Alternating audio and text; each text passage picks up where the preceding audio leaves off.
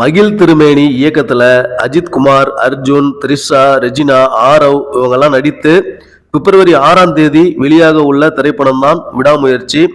பொங்கலுக்கு வெளியாக வேண்டிய படம் திடீரென தள்ளி போனது ரசிகர்களுக்கு ஒரு பேரதிர்ச்சியை தந்தது.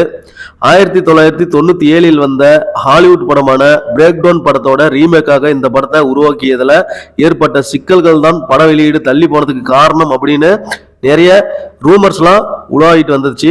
தற்போது படம் தொடர்பான பிரச்சனைகள் சுமூக முடிவுக்கு வந்ததால விடாமுயற்சி படம் வரும் 6ஆம் தேதி ரிலீஸ் ஆகும் அப்படின்னு அறிவிக்கப்பட்டிருக்குது.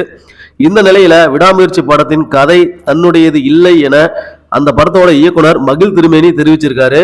இது தொடர்பா அவர் ஒரு நேர்காணல்ல அஜித் சார் மேனேஜர் சுரேஷ் சந்திராவை ரொம்ப வருஷமா எனக்கு தெரியும், எனக்கு அவர் சகோதரர் மாதிரி, ஆனா அஜித் சார் கிட்ட கதை சொல்லணும்னு வாய்ப்பு கேட்டதில்ல, அவர்கிட்ட கதை சொல்ற அளவுக்கு என் தகுதியை வளர்த்துக்கணும்னு நினைச்சேன். மீகாமன் படம் பண்ணும்போது அஜித் சாரோட படம் பண்ற வாய்ப்பு தொடர்பா ஒரு உரையாடல் நடந்துச்சு. பிறகு அது தொடரல. ரோகாந்த் இயக்கிய யாதும் ஊரே யாவரும் கேளீர் படத்துல நடிக்கிறதுக்காக நான் பழனிக்கு போயிருந்தேன். அப்ப சுரேஷ் சந்திரா அஜித் சாருக்கு கதை வச்சிருக்கீங்களா, இந்த மாதிரி வேணும்னு ஒரு ஐடியா சொன்னாரு. நான் பேசினேன்.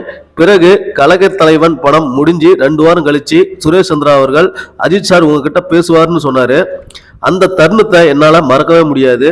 அஜித் சார் சொன்ன முதல் வார்த்தை, என்ன கண்மூடித்தனமா நம்புங்க மகிழ், சரின்னு சொன்னேன் நான். இதன் மூலக்கதை என்னுடையது இல்லை. நான் அஜித் சார் நடிப்பில் பண்ண நினைச்சது ஒரு ஆக்ஷன் த்ரில்லர். இந்த படத்தோட கதையை அஜித் சார் தான் சொன்னாரு. அவரோட இமேஜுக்கும் இந்த படத்துல அவர் பண்ணியிருக்கிற கேரக்டருக்கும் இடையே உள்ள தொடர்பே கிடையாது. இது ஒரு மாஸ் என்டர்டெய்னர் படம் கிடையாது. ரசிகர்கள் அதை எதிர்பார்த்து வர வேணாம். அஜித் சார் இப்படி படம் பண்ணணும்னு ஆசைப்பட்டாரு. அவருக்கு இப்ப இருக்கிற பிம்பத்துக்கு முற்றிலும் முரண்பாடா இந்த படம் இருக்கும். இதுல ஒரு சூப்பர் ஹீரோவை எதிர்பார்த்து வந்தீங்கன்னா அது அப்படிப்பட்ட படமா இருக்காது.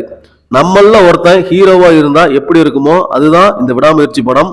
நான் ஆக்ஷன் டைரக்டரா அறியப்பட்டிருக்கேன். இப்படி ஒரு கதைக்களத்தை என்கிட்ட ஏன் கொடுக்குறீங்கன்னு அவர்கிட்ட கேட்க நினைச்சிருந்தேன்.